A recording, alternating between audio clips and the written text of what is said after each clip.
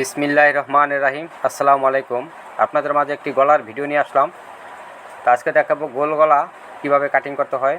তো প্রথমে আমি বক্রমটা ভাঁজ করে নিয়েছি, তো ডবলভাবে ভাঁজ করে নেবেন। তো গলাটা হবে গোল গলা, গলার মাপটা হবে 6.5 ইঞ্চি সরানো আর লম্বা হবে 6.5। তো আমি এটা লিখে দিয়েছি, এখন আমি গলাটা কাটিং করে দিচ্ছি।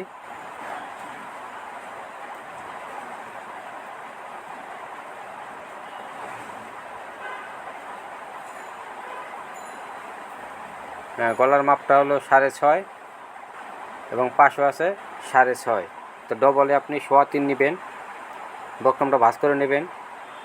তো এখন আমি কাটিং করব পিছনের গলা। তো পিছনের গলাটা হবে 4 ইঞ্চি। তো 4 ইঞ্চিতে আমি দাগ দিয়ে নিলাম। এখন এটা কেটে দেব।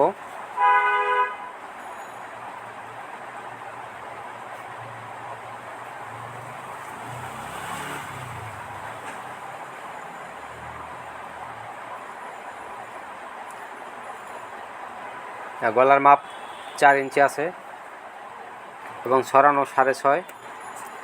তো আমার গলা কাটিং শেষ হয়ে গেল। তো এরকমভাবে আপনি বক্রম দিয়ে গোল গলা কাটিং করে নেবেন। তারপর দেখাবো সেলাই। তো এখন আমি সেলাই দেখাবো। তো কাপড়টা আপনি এরকমভাবে চিহ্নটা নেবেন 6.5 ইঞ্চি। তো 6.5 ইঞ্চি গলাটার কাপড়ের চিহ্ন দিয়ে আপনি এরকমভাবে আগে গলাটা বসিয়ে নিতে হবে।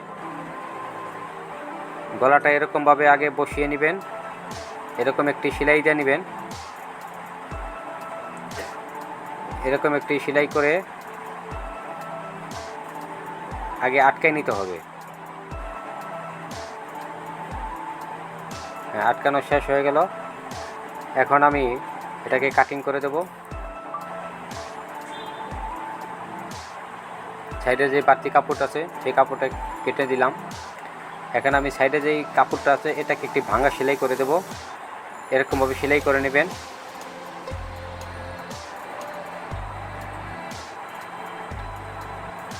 সেলাই করা হয়ে গেল। এখন আপনি এটা কাটিংও করে নিতে পারেন, অথবা আপনি যদি একবারে গলার সাথে বসিয়ে কাটতে পারেন, এটা আপনার ইচ্ছা।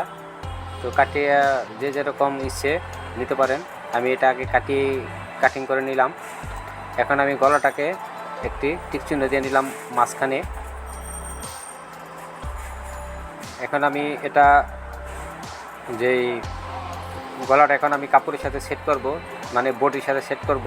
এটা হলো সামনের পার্টের যে পার্টটা সেটা।